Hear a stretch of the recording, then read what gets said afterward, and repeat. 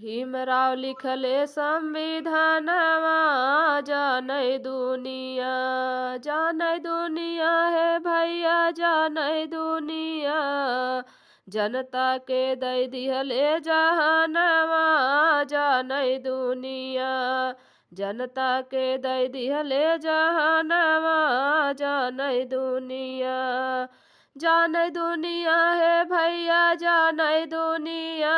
जेकर दिहला संविधानवा, जानै दुनिया। जिसे पढ़ने से रोका गया, आज पढ़ै सारी दुनिया, जानै दुनिया। उनकर जग में बड़ा नामवा, जानै दुनिया। उनकर जग में बड़ा नामवा, जानै दुनिया।